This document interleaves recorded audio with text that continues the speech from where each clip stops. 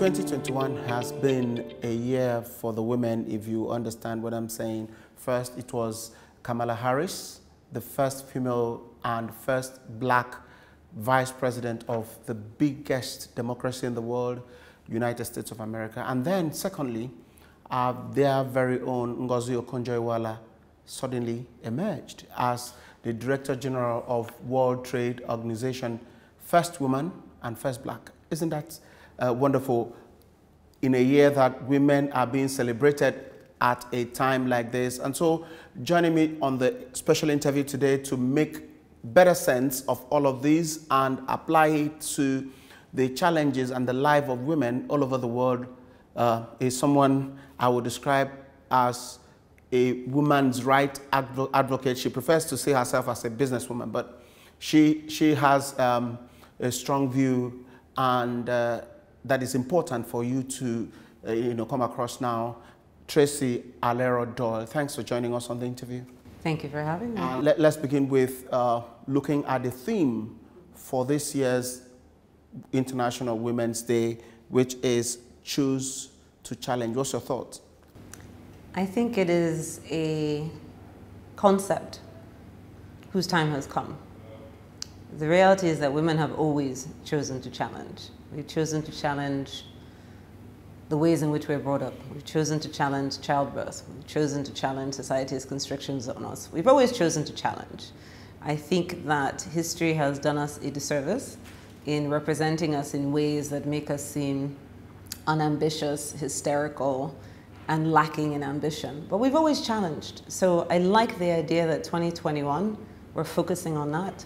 We know what we want. We know what we deserve. We intend to take the village along with us. And so I think it's a very apt. Okay. Before we get into your strategy of taking the village along with you, let's look at your thought about women in business and corporations. Some 20 years ago, it's a bit of a struggle for women to rise to the top. But down the line, what's your assessment? Has the narration or has the story changed? As someone who's been working for almost 25 years now in professional services, I started off in technology in Los Angeles. I moved into financial services in London. I continued that in Hong Kong, and now I work in Nigeria. So I've not only worked across a number of geographies, I've also worked across a number of different types of industries. And I will say consistently, although progress has been made, i.e. you do have more women at higher stages of representation in businesses, what you tend to see is that these women are the exception to the rule. They are not repeatable necessarily occurrences. And that is part of the issue with the way women are progressing in industries. We also tend to progress in certain industries better than others. So if you look at senior leadership management in most of the top companies in this world, where you see women, and this is not a disservice to those women, but they typically will occupy the types of roles that some people perceive as supportive services. So you may see more women in human resources, you may see more women in marketing. How many women do you see running a profit and loss statement? How many women do you see running sales divisions? How many women are the rainmakers in these organizations? So yes, we are making progress, and no progress should be derided in any shape, form, or way. But I will say, having lived in Los Angeles, like I said, in London, and now in Nigeria with Platform Capital as a chief strategy officer, yes, we are making progress. We are here. We can be rewarded. We can be treated on our own merits, but it also needs to feed into a pipeline. So there isn't one Tracy-Alero Doyle. So there isn't one Kamala Harris. So there isn't one Ellen Sirleaf. And that's where I think the work needs to be done, to create processes in place that make these events normal as opposed to exceptional. I think that it's important also to find or identify what the limitation had been, because from your comment, women, function more, maybe not necessarily better, but function more in certain areas, human resources, marketing, and so on. What has the limitation been? Has there been any glass ceiling? Has there been anyone holding down women or restricting them from functioning in certain other areas? Well, frankly speaking, I think it's a matter of interest and company culture, right? There's absolutely nothing wrong with being in human resources or marketing. But having worked for a very large organization, HSBC, for almost 9 years, I will tell you that if you are aspiring to senior leadership, if you plan to be a CEO, a COO, a C-suite level person that is running a significant profit and loss statement, yes, it is great to have experience in some of what are considered support functions, but if you are not seen as someone who is responsible for profit, for revenue, for bringing in customers, for selling products, it will restrict, I believe, your ability to progress. Is there a cultural, I want to understand, is it that men are limiting or restricting women in this case, or that women had accepted that this is where we belong?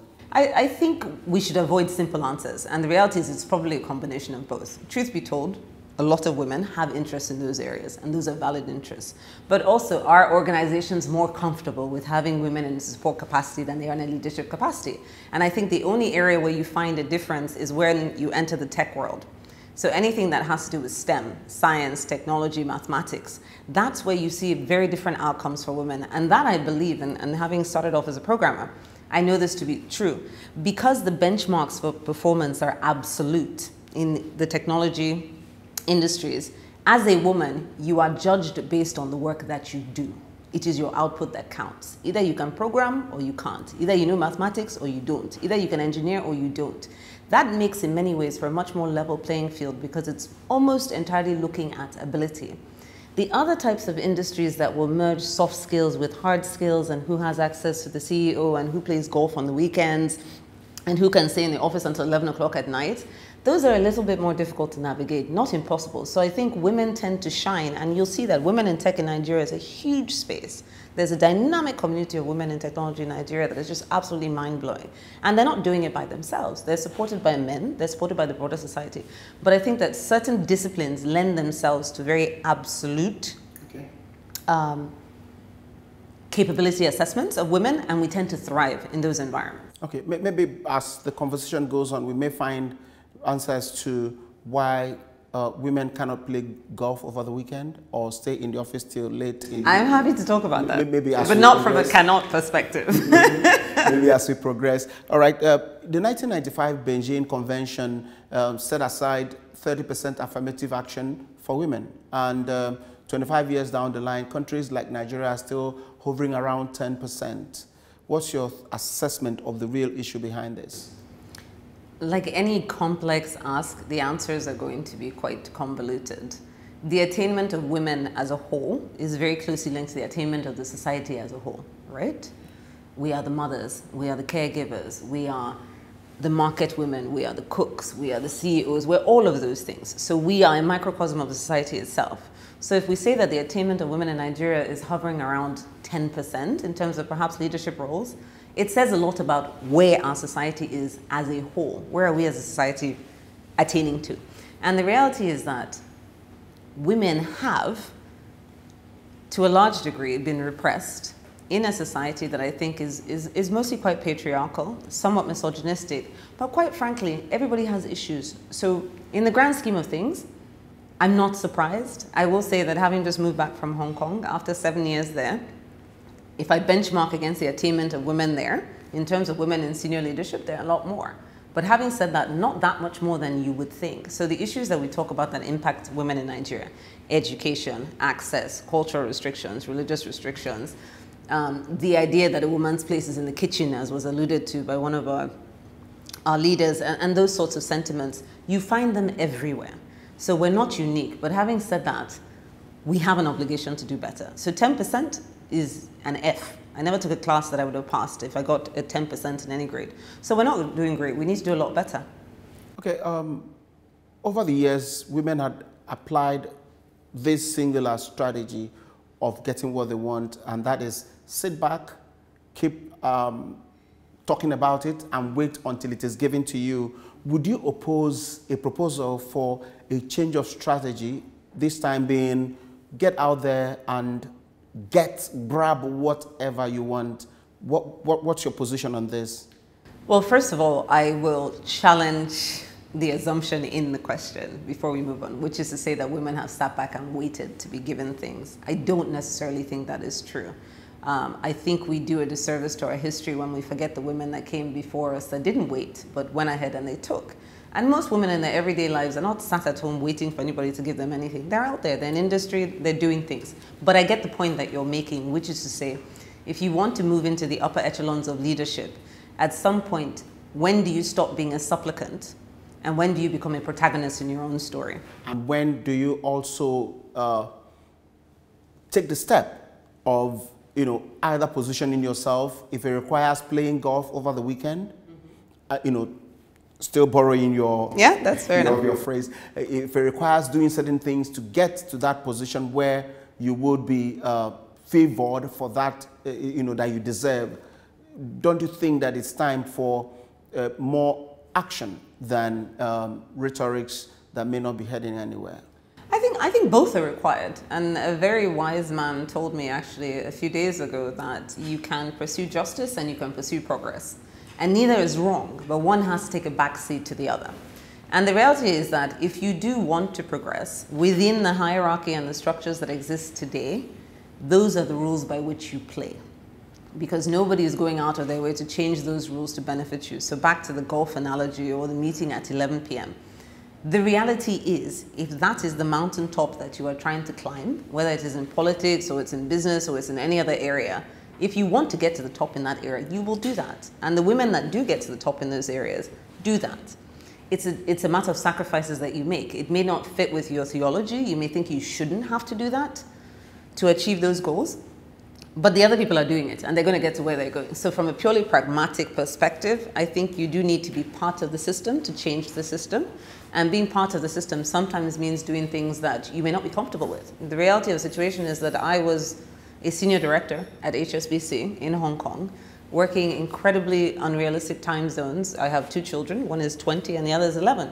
The reality is that as a working mother, there were many days when I was not at home to put them to bed and I was not at home to give them dinner necessarily. I was at work, I was on a conference call, I was traveling. I was doing the things that were required for me to do the job. Now, I could have argued that I shouldn't have had to do those things, but that is a choice that I was willing to make. That is not to say that the pipeline of women behind me, I want them to have to make those same choices.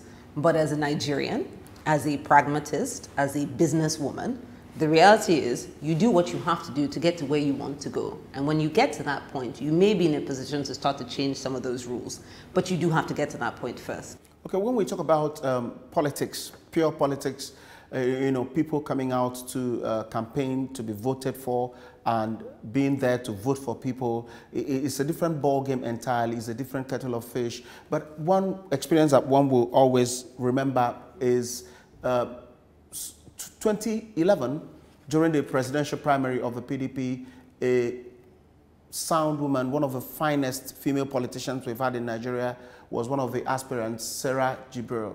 She ran for that post, for that position to be the presidential candidate of the party. Yeah. There were not less than 1,000 women that night that voted. But at the end of the day, Sarah Jibril had only 1 vote, giving birth to this phrase all around now, 1 woman, 1 vote. What is the strategy you would recommend or you would practice or put into effect for women to buy into that dream of self-actualization, for women to begin to support their own, particularly when it comes to contesting for elections and being voted for? I think firstly, I would like to actually honor Sarah Jibril for what she did, because 2011 was the last time that she ran, but she had run 3 other times in 3 other campaigns. And to have that fortitude, that vision, that determination, she is the very embodiment of choosing to challenge. She's a woman who knew what she wanted to do and despite the feedback, still kept doing it. And that takes incredible resilience. So I would like to honor her. And I would like to treat her legacy as something to aspire to, not something to shy away from. Because you can try something 1,000,000 times and fail. But that's not the point. The point is that you tried. So first of all, I would do that. Second of all, as women, we can be part of our own problem. And that's not to say that we are not all victims of the societies in which we live in, but there's certain narratives that we believe as women. One of those narratives can be that your success is my failure. So in other words, if I elevate you to a position of authority, I am now less than you because you're better than me. That requires looking at life as sort of a zero-sum game, and it isn't. There's more than enough for everyone. So one of the first things, so the campaign launched yesterday by Elect Her. The point there is that it takes allies, it takes all of us to believe that this can happen. There are a significant number of women that, because of a combination of education, life circumstances, cultural norms, fears, and a number of other issues, simply cannot visualize themselves in those positions. And what you fail to see for yourself, you invariably cannot see for somebody else. The reality is that if it is beyond my aspiration or my ability to run for office or to change the world, why should you do it? Why should you get to be the one that gets to shine? Why should you get to be the one that changes the world when the rest of us are here suffering? But is that a human sentiment or peculiar with women? No, I think it's a poverty mentality. And I don't mean poverty in terms of money. I think it's poverty in terms of spirituality and aspirations and ambitions. That's the type of poverty I'm talking about. I'm talking about the kind of short-sightedness that says my success is your failure. The reality is that the people that we first need to make the case for, especially in politics, is not just men, but it's other women. We have to say we hold ourselves accountable. We carry ourselves together. Your success is my success. I'm not getting into office so I can thief all the money and forget all your problems. I'm here because we want life to be better for our sons and our daughters. Women represent all of humanity. Women, you will never meet a woman that just represents other women. We represent the societies that we create.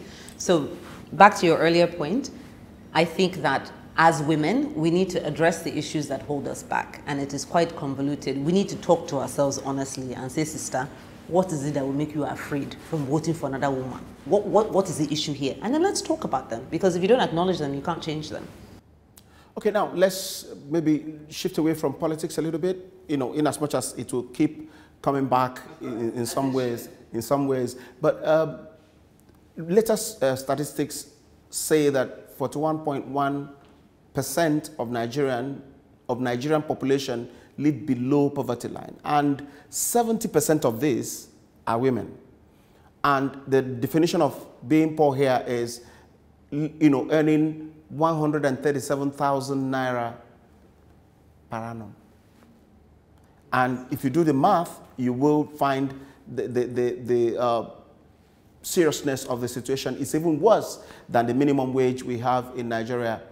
How do you think that this situation will be addressed, having women in mind? They are the ones that are in the rural areas mainly. They are the ones that bear the brunt of poverty, you know, in the real sense of it. How can this be addressed to get more women out of poverty?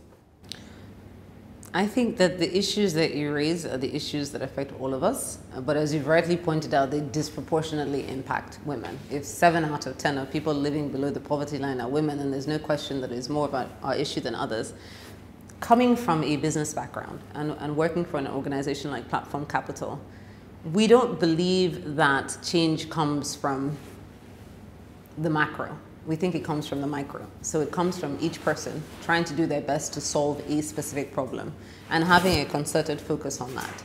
So can we fix all of the issues that lead to this underattainment, which we know are significant, because we're talking about lack of education, lack of access to basics, lack of housing, not having a social care system, not having standardized health care.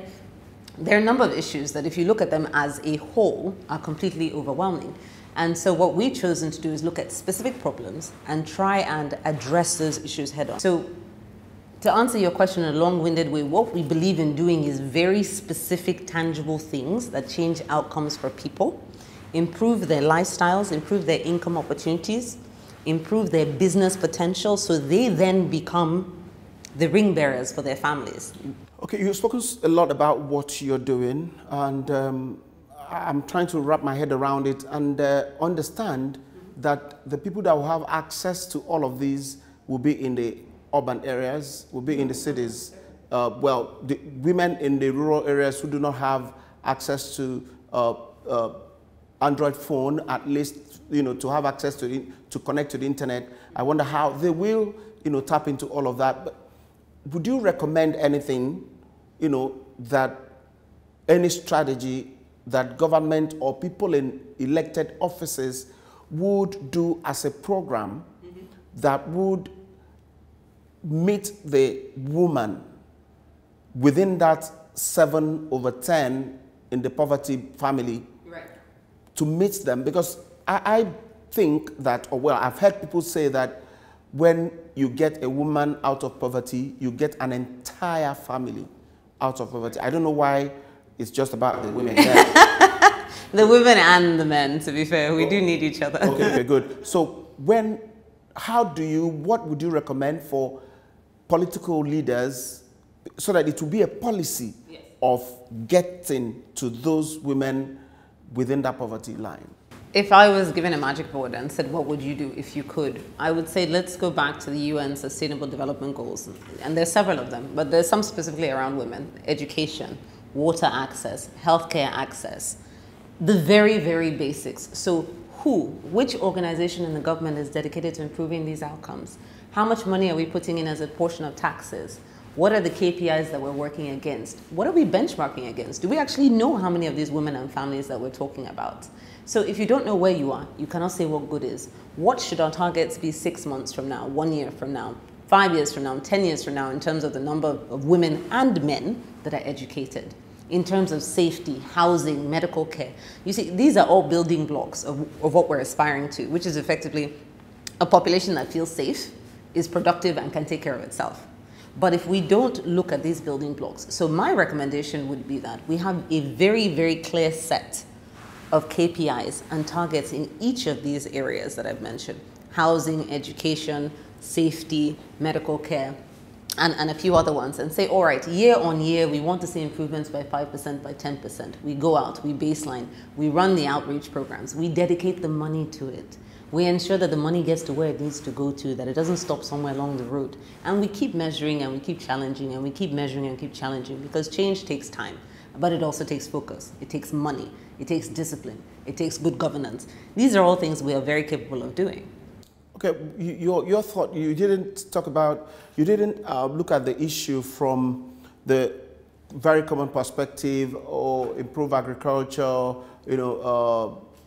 make trade easier and all of that, which suggests to me that you're looking at the capacity of the individual first of all, making sure that the person is capable of handling complex situation and the improvement that may come the person's way if the opportunity comes. But while all through you was all through the period you were speaking, you've been very careful, I guess, in emphasizing that it is not just about women but everyone. Yes. And that makes me to ask you a direct question.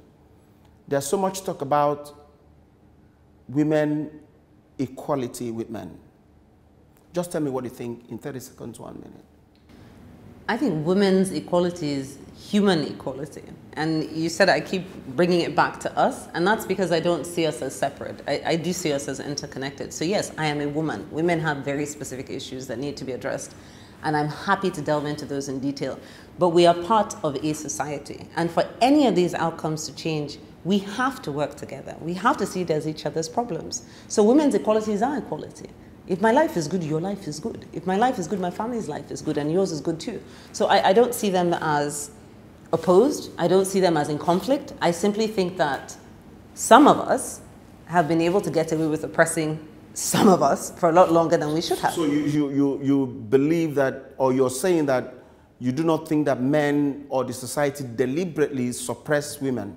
No, I'm not saying that. I believe that that happens every single day. Oh, really? Whether it happens intentionally or unintentionally, it happens. But what I am saying is that in order to change that narrative and to make a different reality, we all have to say, okay, this is something that we have to do.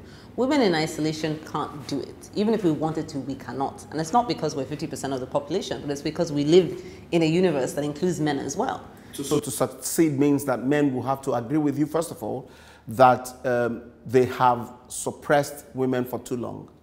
I mean, that's one way of putting it. I don't know any man that I would talk to that would say, I suppress women, even if I thought that they did. People just don't see themselves in that way, and that's not a very helpful way of putting it either. I think what is more helpful is pointing out very specific scenarios that disempower women and addressing them and saying these are the types of outcomes you're going to get. So for instance, if you don't let women go to school, Yes, they're going to be 7 out of the 10 in poverty that can't read, that can't write, that can't start their businesses, that even if you gave them a phone, wouldn't know how to do it. So I think it's drawing a correlation between the actions that disempower and the outcomes. Not so much on the people specifically. Whenever you attack people, you tend to get the worst out of them. At the end of the day, it's about allyship. So yes, we may have done this in the past, we may be doing it today. But more importantly, what can we do today, tomorrow, next tomorrow, so that we can start to improve these outcomes together, not in a way that alienates anybody. Okay, what can we do to change the narrative was the question you asked, and I would like you to answer that, just in a very short, as short as you can. What can we do to change that narrative? I think first and foremost, we as women need to see and own ourselves as capable. We can, we have, we do, we always have. When we are no longer supplicants, we're no longer asking people for permission to be who we are. Whatever it is that you want in this life, claim it, take it, fight for it. Be willing to make the sacrifices, because you will make sacrifices. Nobody will give you anything. Nobody's going to make accommodations to make your life easier. Privilege is not given easily. Nobody gives up privilege willingly. So there will be a fight. But understand that we're part of a collective. And your desires are part of everybody else's desires. So just be ready to live by the choices that you make. Stand in your truth and do what you need to do. You will pay a price for it, but it will be worth it. That's a very fine way and fine place to let it be. It's been a wonderful time having this chat with you, and we congratulate every woman, particularly those in the front line as we battle the pandemic all over the world. A lot of women have paid the price, and keep paying, and we recognize their contribution to keeping life together. Thank you so much for giving us your time on this interview. And to you that watched, we appreciate that you did. Thank you so much.